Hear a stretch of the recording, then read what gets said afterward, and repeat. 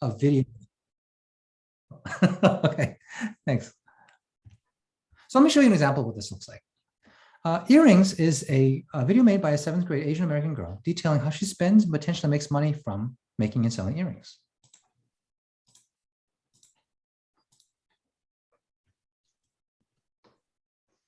In 3rd grade, I got really interested in jewelry making, specifically earrings. The stuff I used to make the earrings are the actual dangly ear parts, wire, jewelry pliers, beads or charms, and the back parts. I know I will want to make myself a lot of pairs to wear for different occasions, so it takes me about 15 minutes to make a simple pair of earrings. And if I make a pair of earrings every single day, then I'll have 365 pairs after a year. However, I don't have a lot of earring ideas, and I can't exactly make the same pair twice. So if I can come up with one idea a week, then that's 52 pairs a year, which is still a lot. Even though the supplies are cheap, I still don't necessarily want to blow all my money on earring making. Joann's is where I buy all my supplies, and I usually spend $20 there on one trip. $20 can buy some plain dangly earrings, some beads, a pack of charms, and whatever random thing I want to buy. After thinking about it, I think $40 is a good amount to spend on earring making. $40 divided by 52 pairs is 77 cents each pair of earrings. Compared to other prices for earrings, that's a great deal. So there are a lot of different parts to each earring. So how much would each part cost if you divided the cost of 70 cents evenly? Or I could also try to figure out how much individual part costs in a pack.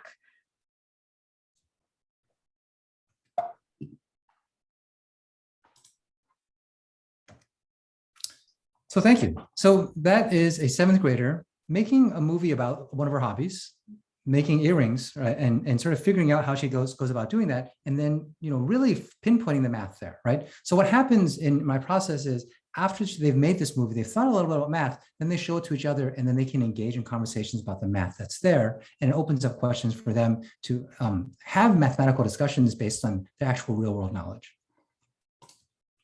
So how do we do this, right? What I found is, when you get children to write their math stories, you have to start by building community, right? Children are not going to show their math until they're comfortable with the people they're sharing with. And oftentimes, as an adult, I don't really understand what they're saying. This is the beautiful part about children's mathematics. But you want to allow them time and space to tell, revise, and retell their stories, right? One way to start is just this very simple asking them once upon a time, and to finish that prompt, and then ask them to use photograph or images of asking where they see the math. Think about math that exists beyond school math, and finding math that exists in their life beyond what I call the top 3 math problems: money, counting, and cooking. If we can push them beyond that, right? Sometimes we get some really, really rich math. So I'll show you another example. I have a bunch here, right? This is a little girl, and this is her first video, and she shares about her community. Hi, my name is Kamaya, and when I don't have school, I come to Central Community House. You gotta speak up. This is the basketball court where I play basketball. And I slide down after when I come from the basketball court. And this is where I eat at for lunch. When I'm having sad, I'll go to the relaxing chair and I'll sit down and think about it. After when I come downstairs, I come to the computer lab and play games and wait for my dad. Bye. So there you have a 3rd grader who wants to show you about the space that she lives in. I got videos playing on me on his own. So she just wants to share about the space that she lives in, the space that she goes to after school, the space that she feels comfortable. And then, when she makes her next story, she then talks about the math. So she got in her head that to be in the WNBA, she needs to make 80% of her shots. So here's a video she made trying to get there. Hi, my name is Kamaya, and I am going to be making 8 out of 10 shots. So let's see if we can count along with her.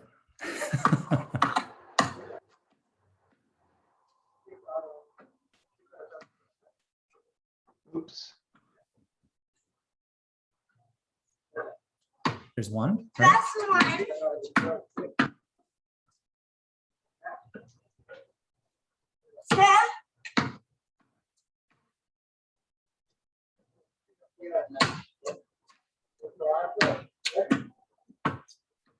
She made 2 out of 4 shots, right? Now 3 out of 4 shots. No, 3 out of 5 shots, right? Four. 4 out of 6.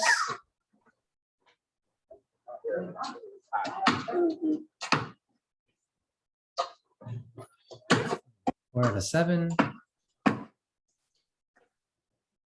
4 out of 8. 5. 5 out of 9. 6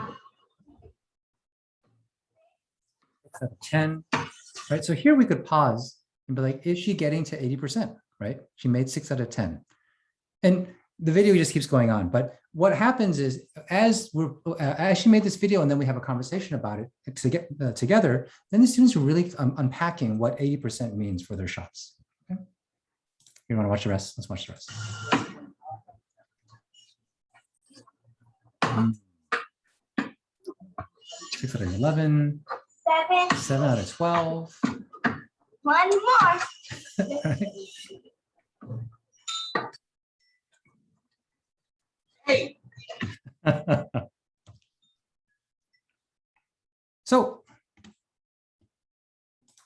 that's my introduction to digital math storytelling. I'm still trying to working this out, but I'm having a lot of fun giving kids cameras, having them make videos about the math, and then using those video stories to engage math conversation with each other. So thank you. If you have any questions, there's my email, there's my Twitter, and there's my website that's not up right now, but have some fun. Thanks. Thank you, Teddy. So next we're going to hear from Chris, and he's going to share some of what he's been doing, and then we'll have a conversation after that. So if you have thoughts along the way, go ahead and put those in chat. Take it away, Chris.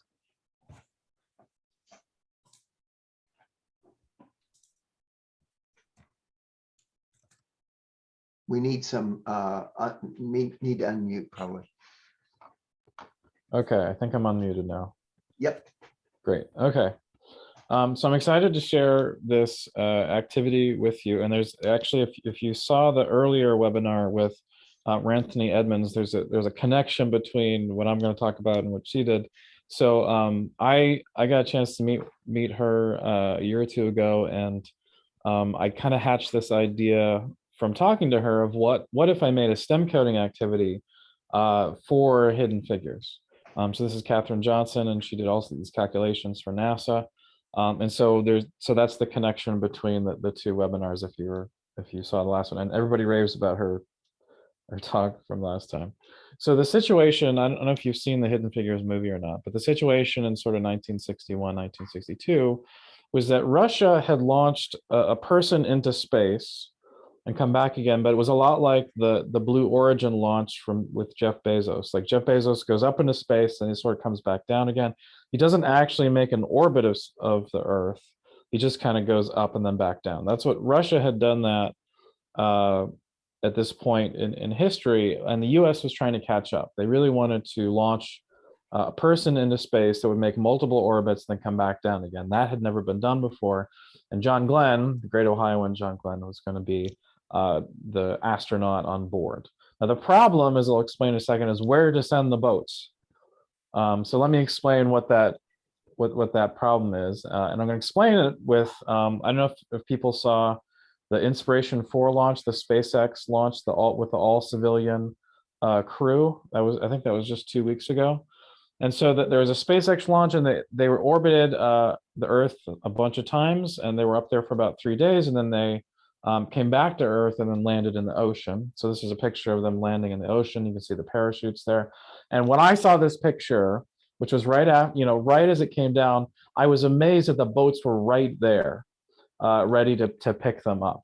In 1962, they'd never done this before, and that was a really big problem to figure out where this capsule was going to end up. And John Glenn was really worried about it, because if there was any miscalculation, he might be bobbing in the ocean for many, many, many hours, sitting in a hot spacesuit and a hot capsule in the ocean. It's a potentially dangerous situation for him. And so he wanted to make sure that was calculated as best as it could. At the time, there was computers that were predicting computers were very new in 1962, but some of the first computers predicted where the capsule would land. But John Glenn was worried the computers might be wrong. What if there's a bug in the code or a mistake? And so he wanted a mathematician working for NASA to double check the computer's result. And Katherine Johnson was the best mathematician that NASA had. And she'd done all these other amazing things. And so she was assigned to do that calculation. And what I'd never seen before is someone talking about the actual calculations that she must have done. And so that's sort of the inspiration behind this activity. So here's the link. So I don't know, can somebody put the link in the chat for me? go.osu.edu/Project Mercury. So I'm going to go ahead and switch to that. And let's see, let me exit the presentation here. So if you put that link into the browser, this will pop up. And what you want to do is you just want to click this first link. And maybe you just want to watch me do this because there's not a ton of time, but if you want to go back later, just hold on to the link and do it. So there's some code here, and I don't have time to go over the code, but if you go to the STEM Coding YouTube channel and you watch a video called Slingshot with Gravity, you'll see where a lot of this code comes from. And what you can do is you can just go ahead and press play and kind of see what happens, all right? And so this little circle is the Mercury capsule, and it's launched with a velocity in the y direction of 30, horizontal velocity of 0, so launched basically this way, and then the Earth's gravity pulls it back to Earth, and what's happened is that it doesn't have enough speed to make the full orbit around the Earth, is what happens. Now, before I go much further, the thing that I love the most about this activity, I mean, in a second we'll increase this velocity and see what happens. The thing I love about it the most is that you can actually click the screen. You can actually click the screen and launch the object. So let me see if I can do that real quick here. So I got to do it before it falls to the Earth. So there we go. So you can click the screen and see what happens. So you can click and drag the mouse, and the longer you drag, the larger the velocity arrow, velocity vector. I have a touch screen, so I can just sort of touch my mouse. I can touch and drag. And you can just sort of playfully learn about the kind of, orbital dynamics that happens. So for example, if your velocity vector, in other words, your speed is too small, you just sort of start careening towards the Earth. If it's too big, you start to go off into space. And for today, what we're trying to find sort of a Goldilocks velocity that will allow us to orbit around the Earth. So there you go. There's your power of play. So you got the play element, you got the computer science element. We're going to talk about the math element in a second. So 30 is too slow, so I'm going to increase that to 35 and see what happens. All right. So at 35, we go a little bit further, but we still come back to the Earth there. Let me increase that to 40 and see what that does. Increase it to 40, we get sort of a quarter of the way around the Earth, but we really want to make the full orbit. So let's kick it up to 50 and see what happens. And at 50, hopefully the video is fast enough to you can kind of see the animation, but you can at least see the shape here. At 50, we are orbiting the Earth multiple times. That's good.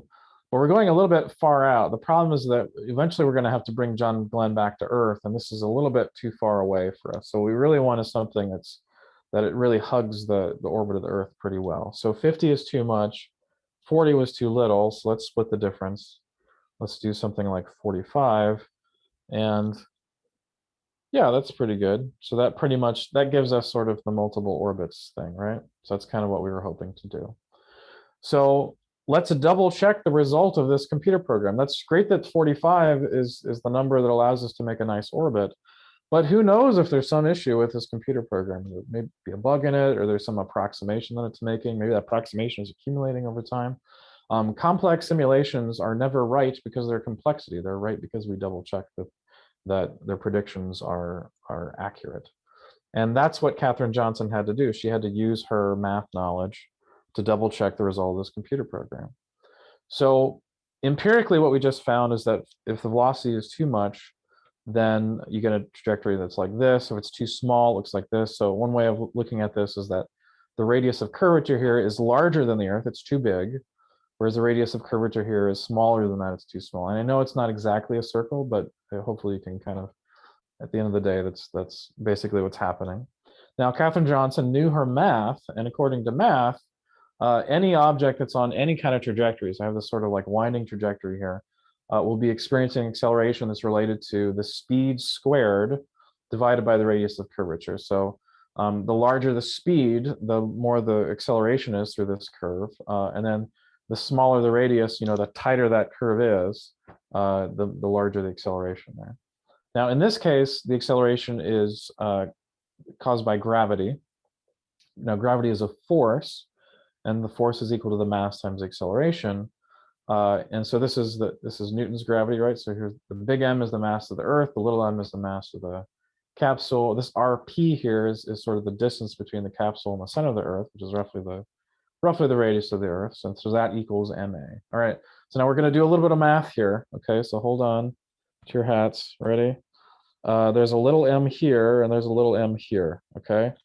So if I divide both sides by little m, then I get the acceleration is equal to gm over r squared. G is Newton's gravitational constant. Okay.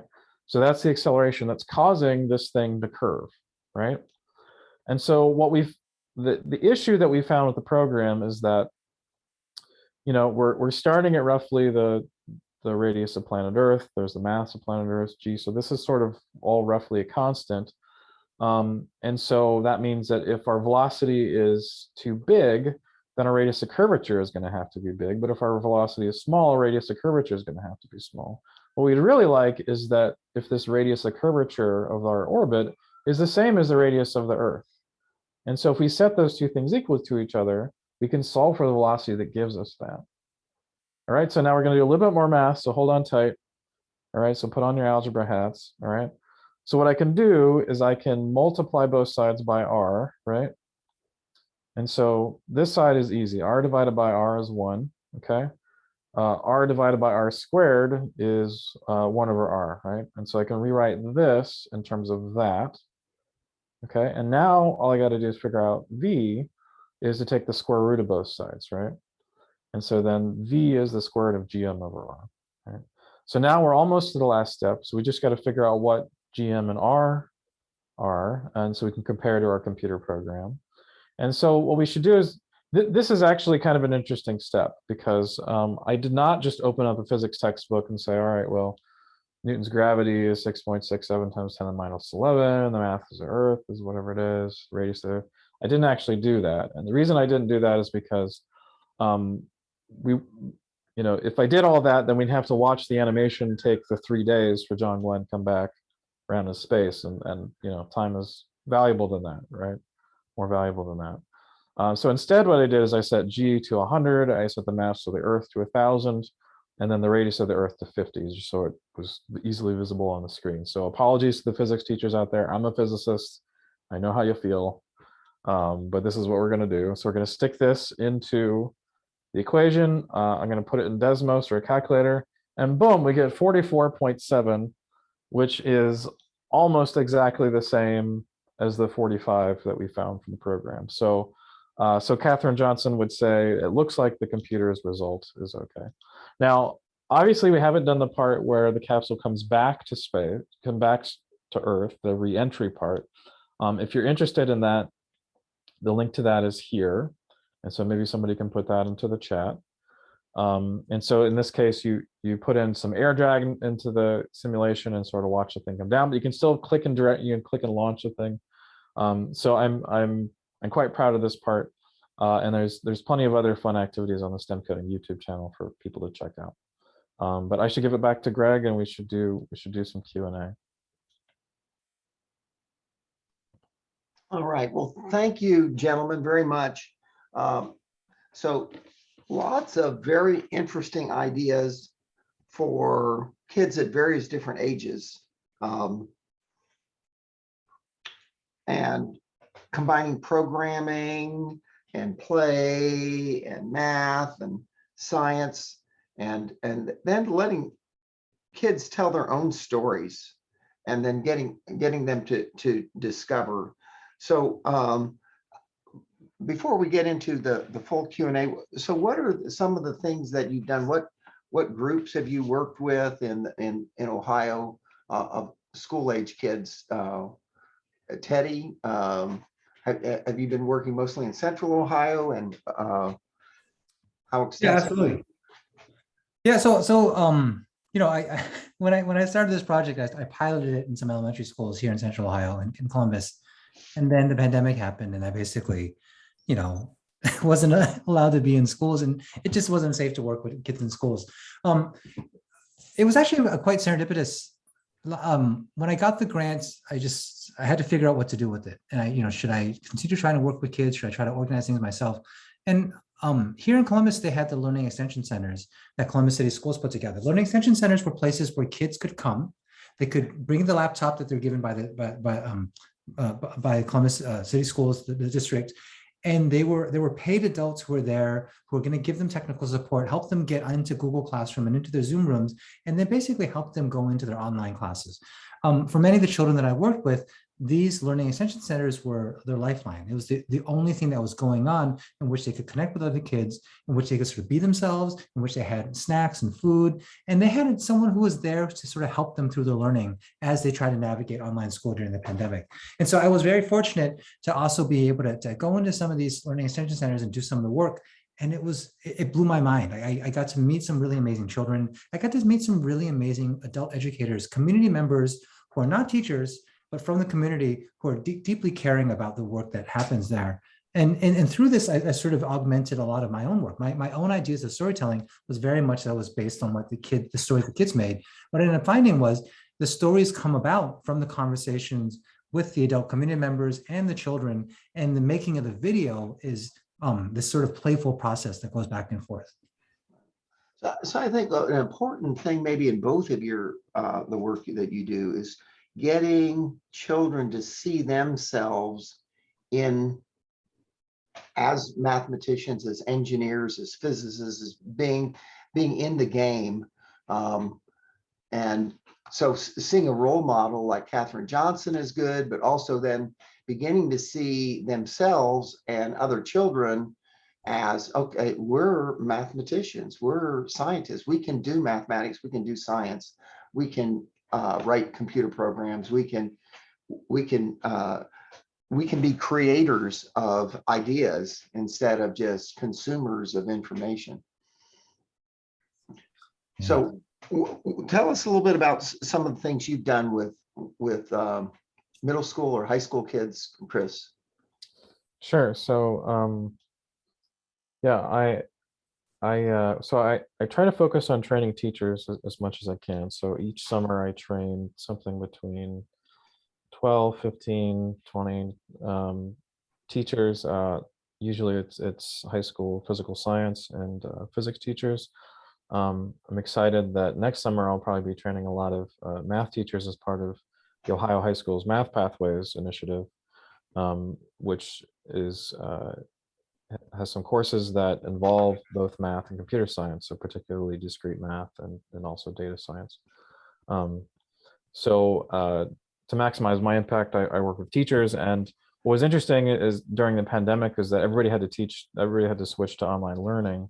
And so I remember summer 2020, the teachers that I trained, they hung on like my every word, because this is how they're going to survive fall 2020. So in the 2020-2021 school year, at least 1,000 high school students were using some sort of STEM coding activity in their classes. I also I work with, and those students are all over the United States, but I also work with Metro High School. So I help to organize the coding club, try to make sure that the students get to go to hackathons, things like that. So sometimes they do activities from the YouTube channel. Sometimes we're just making a website. And I like leading the coding club because it helps me to meet more of the teachers at Metro. And I feel, even though Metro High School is just down the street from OSU, I in the ivory tower, I feel like it's nice to sort of reach out and be a part of what they're doing. Okay, and you mentioned the Ohio Math Pathways. There's going to be a launch, statewide launch of that on November 9th and 10th. And I'll put some information about that in chat.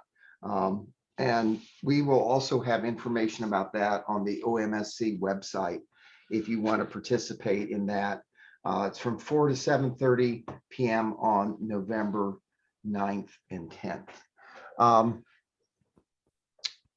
So let's see, if you are at home, go ahead and please put in some questions. Looks like Harmon Ariel has asked, what could some of the ways to engage your own kids on digital mathematics? So I think Harmon is wanting to engage his son, who's an energetic young guy. So how can he get his son engaged in doing some of these kinds of things?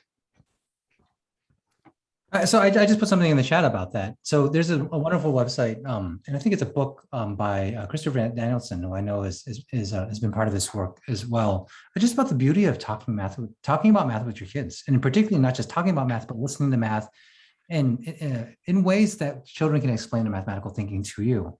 You know, I think, Greg, what you're getting at is, you know, the reason Chris and I think we get along really well because we live in the same spheres is Chris is doing some amazing stuff with coding and YouTube and just the sort of digital spaces that children are already inhabiting. And they're already poised to understand how to learn and reflect and take ownership of their own learning. Right? With YouTube, what's beautiful, they can change the speed of the videos. They can watch a bunch of videos at a time. You can go back and watch another video. They can share, they can add comments. And I'm sort of trying to get to the same thing, but with younger children, how they're already so used to the rhythm and the narrative, the media narrative of what video is, and how this sort of interrupts the ways that a lot of our math conversations have happened traditionally, right? No longer is the math conversation only happening in a math classroom. No longer is it only happening, you know, in a college campus with the teachers, but now the teachers have aspects of video to be able to listen to and hear what the kids are saying to each other. And also the kids are able to comment and make videos with each other, right? And so like what Chris is doing, I find is just so amazing. First off, you know, Chris, I mean, I've told you this many times, the fact that you've become a YouTube superstar making coding and physics videos, it blows my mind, right? But then also like, I look at like what this answer to Harmon, what I'm doing with my own kids is so boring compared to what they're finding on YouTube to entertain themselves. And if I can just figure out a way for them to actually see themselves as mathematically capable and also a YouTube star, then I think I might have hit the magic bullet or something. Right. So instead of waiting for a problem to be presented, kids are connecting math to their lives. They're connecting math to their world, connecting and creating videos, creating computer programs, and beginning to see STEM fields as creative. I think most folks realize that music and art and those sorts of things are creative, but often don't see math and physics and engineering and chemistry as being creative areas, but they really are. They're becoming authors of their own work. They're becoming creators. So I think that's really cool. That's very empowering for youngsters, much more so than them being receptacles, which is sort of the traditional educational approach that teachers distribute knowledge and the students receive the knowledge.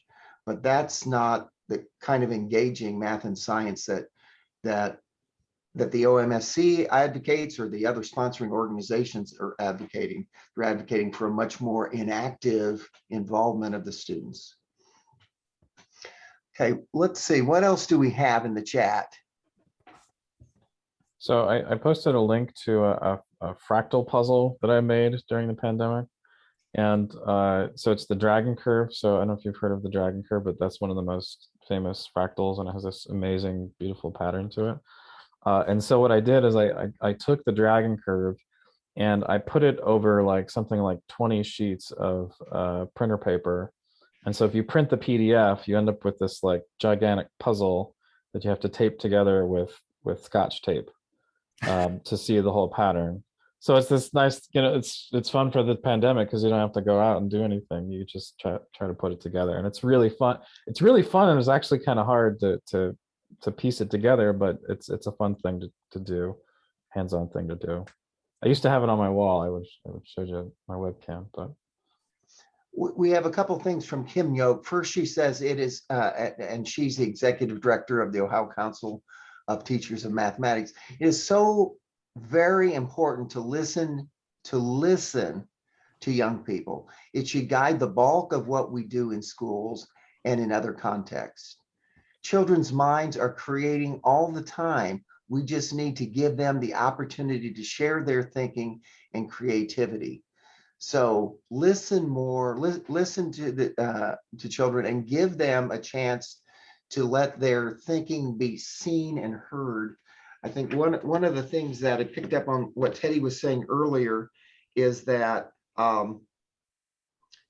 these videos allow to make their thinking visible, their personalities visible, that often we want to go beyond just the spoken word and have that visual element. It is very important for the students to actually show who they are and what their thinking is and what makes them tick. so Greg, one way that I like to talk to students is, and maybe this is more physics than math, but I love to talk about the physics of video games. And just looking at any given game of how they've kind of fudged the physics of the world that they've created. So my favorite is Mario Kart, and asking kids to identify all the things in Mario Kart that happen that would not happen in real life, even silly things like, you know, turtles driving go-karts or bananas hovering above the ground. But you'll find that actually students actually understand quite a bit of the physics that Mario Kart is breaking. You know, they can tell that the fluid mechanics is not right. They can tell that the gravity is not quite right, or the way that you slide through turns is not quite right. And you wouldn't necessarily think that they would know those things in detail, but they, just by looking at this, they kind of have this instinct that this is sort of a cartoon of the world instead of something more realistic. Exactly. And what makes cartoons funny is, you know, what Wile E. Coyote does is not what can really happen. And so the humor is in the disconnect between the actual physical world and the cartoon world. So this is something that that's very natural for kids, but often we don't tap into it in school. We have such a formal approach, and by being a little bit more informal, a little bit more open, we can really get into the kids' world and tap into that and into their thinking. I saw something in chat earlier. Today's the 75th anniversary of something connected with Neil Armstrong of NASA's Armstrong Flight Research Center, which I guess is located here in Ohio. Is that correct? Is that right? I didn't know Yeah, that. the 75th anniversary of Ohio Armstrong Flight Research Center today. So what a Is that in Wapakoneta? Yeah, so there's a nice little space museum that's up on I-75. So if you go check out the Air Force Museum in Dayton, which, by the way, the Air Force Museum has a lot of supersonic stuff. Katherine Johnson did a lot of work on supersonic planes. So it's a great way to connect to the topics there. But also, if you go up I-75, I think in a half hour or 45 minutes, you can find the Neil Armstrong Museum there. So is it up near Wapakoneta? I think that's right. Yeah.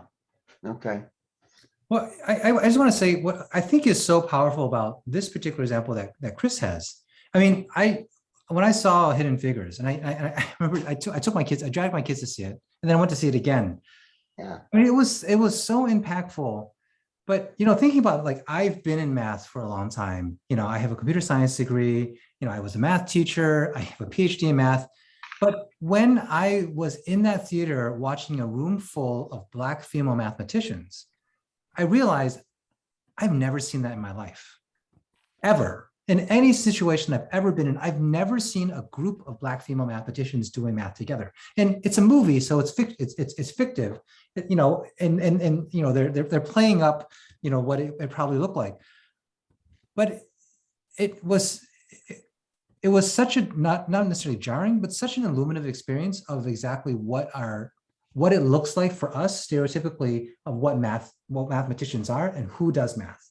And I think that's sort of why I think, Chris' example is so powerful. And I feel like what I'm trying to do is in many ways, right? It took, so long for Katherine Johnson's story to be fictionalized in a narrative that children can consume. And I think that, children and teachers can actually make those sorts of medium themselves based on their everyday real lives of what it looks like for them and people in their family doing math. So that, someone like Katherine Johnson can showcase and become a YouTube star today. Right? And there is a Hidden Figures children's book that's out. That's really cool for kids. My granddaughter showed me that last time I was visiting. So I would encourage you to get that, and it's definitely an inspiring role model for kids. Now, Chris, I've heard you say before, learning is an exponential process. What do you mean by that? Right. So I was talking to Andrew Heckler in the physics education group about this, and as you learn more things, that knowledge helps you to learn more things, right? And so you build off of what you learn, and the more that you learn, the faster that you can go. And essentially, the way that you go from being, an infant, and I have a 9-month-old. You guys saw it. The panelists saw that before we started.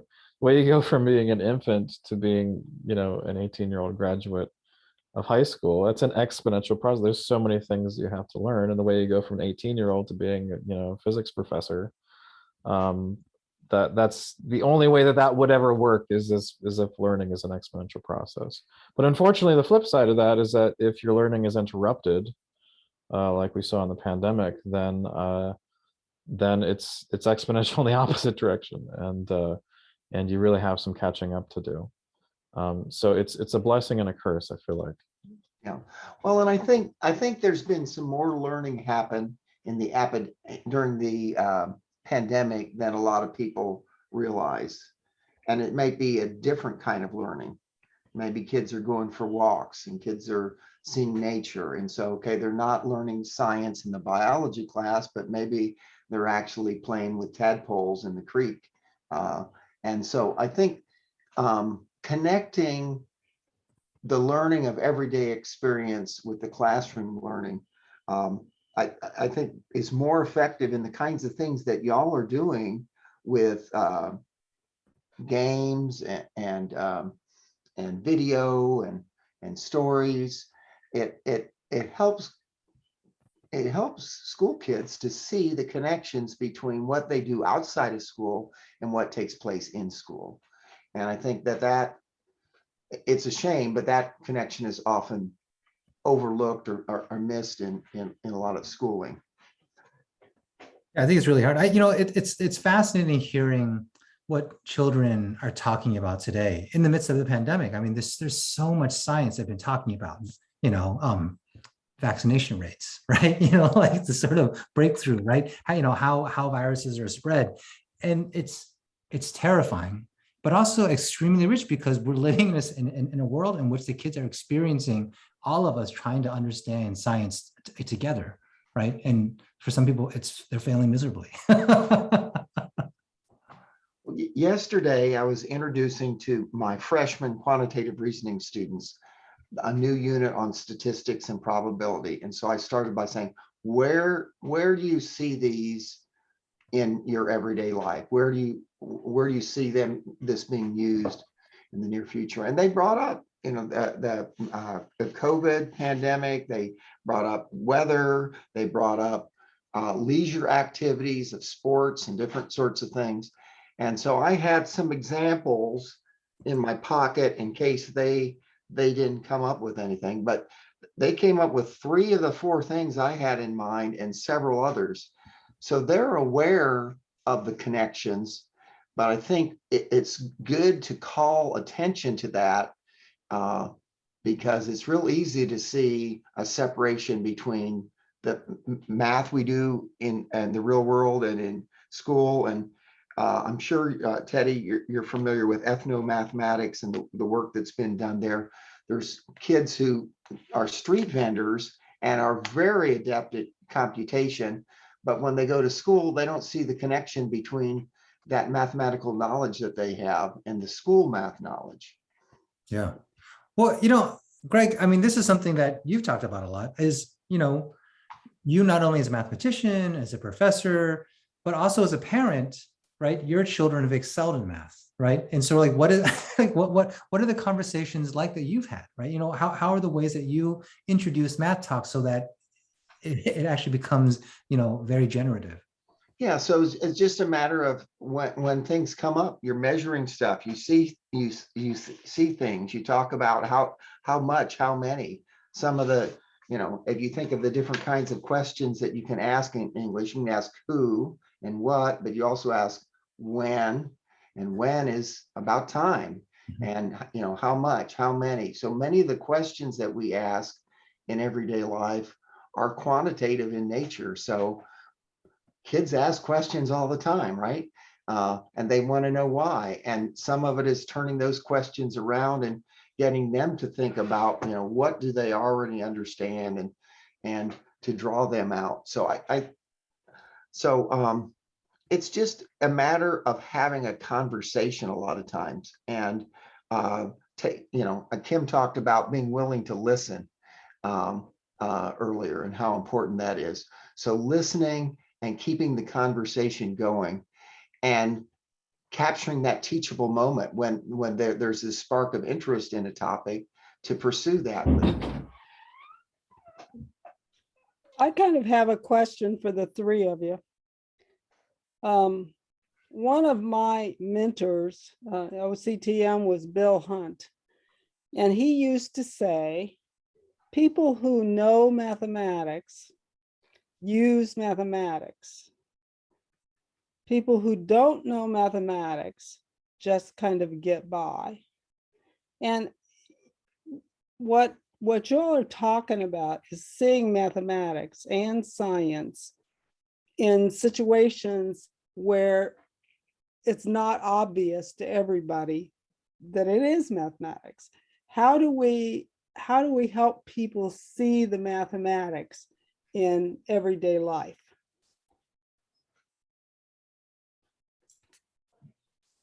I can start by saying I don't know, and this is something that's been really frustrating.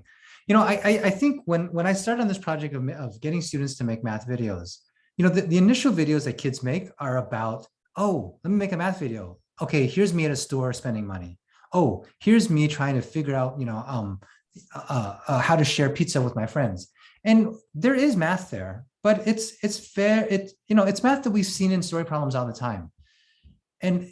And when the stories got richer, it took, you know, either me or a grad student or a math educator to really be able to say, I want to do a math problem around this thing that happens, around like me making jewelry. And then we can have conversations and they go, oh, there's a lot of math there. But oftentimes the children have been so systematized as they don't see math unless it involves numeracy, right? Or specific quantities.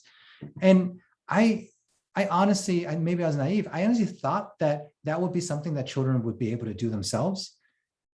And I'm frustrated because I'm like, the adult math educator doesn't need to be there to allow them to do the math. But yet that seems to be something that I've learned from my project, that there needs to be someone there and saying, no, what you're doing is math. It might not have numbers in it, but it is math, right? Like I would love to just give them these puzzles that Chris has put together, and they be like, what is this? I'm like, it is math. Right? There's no numbers here, but it is math, right? And allow them that freedom to do it. And I don't know. Yeah, well, I think it's very important to get beyond, like you say, money and counting and cooking. Craig Howley was always, we had a rural math education project going at Ohio University for many years called Acclaim. And everybody wanted to talk about making quilts. And Craig Howley said, I'm tired of talking about making quilts. There's other things that happen in rural areas that are related to math, like how about farming, for instance? You know, how much math is in making all the decisions of how much grain to buy and so on and so forth that in a farmer's life. So it's opening up your eyes to a new lens.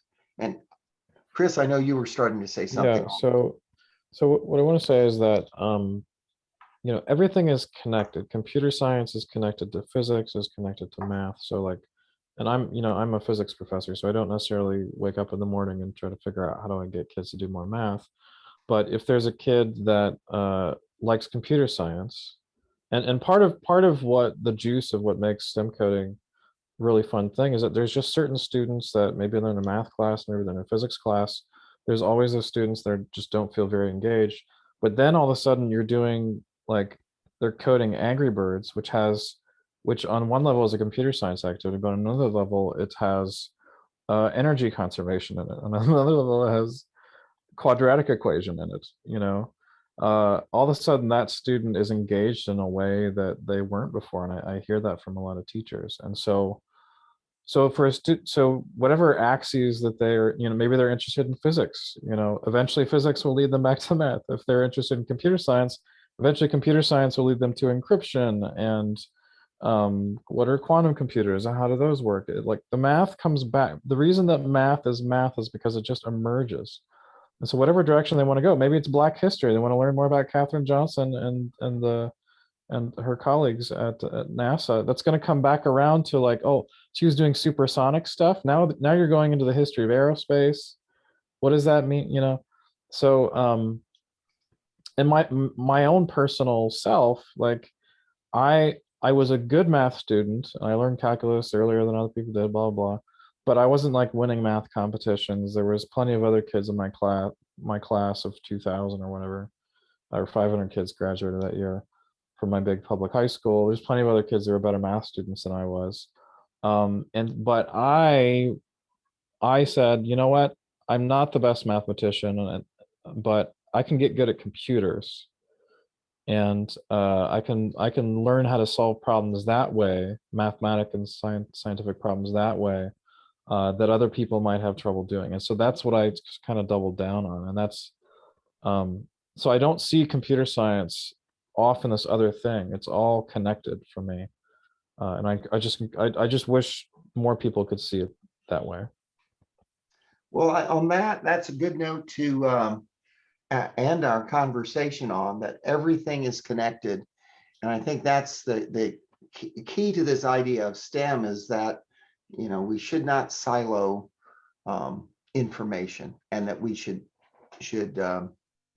praise and encourage and shed light on those connections. So once again, I would like to thank Dr. Theodore Chow and Dr. Christopher Orban for being here this evening and sharing the cool things that you do to inspire kids. And I really appreciate that. I also would like to again thank our sponsors. We've already had our questions, I think. The website, and somebody might want to put this in chat, for the Ohio Mathematics and Science Coalition is www.ohiomsc.net. And so that's where if you want to share this video with someone, you can find it there. We also have a YouTube channel.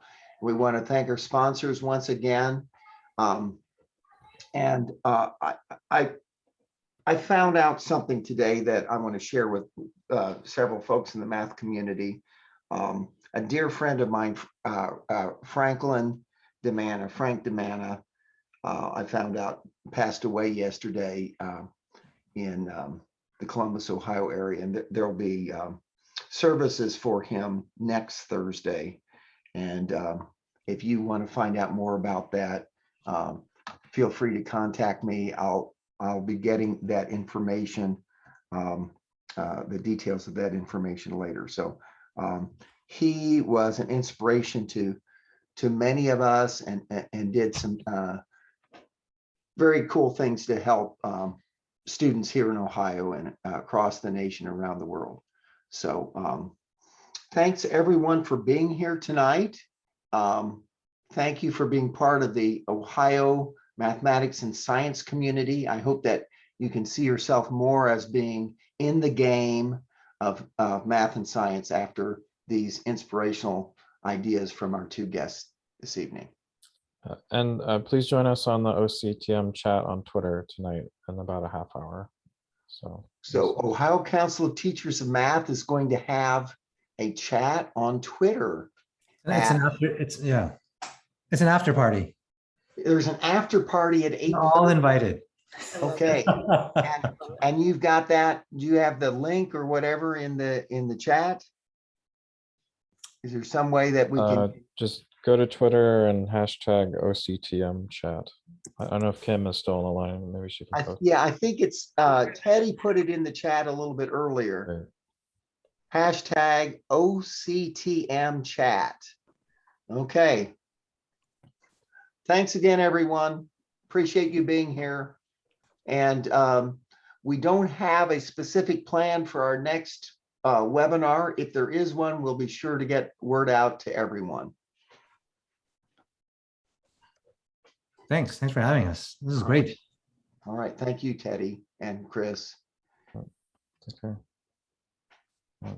Yeah, thank you guys. That was different than the other two, but I really enjoyed it and I thought it was good conversation.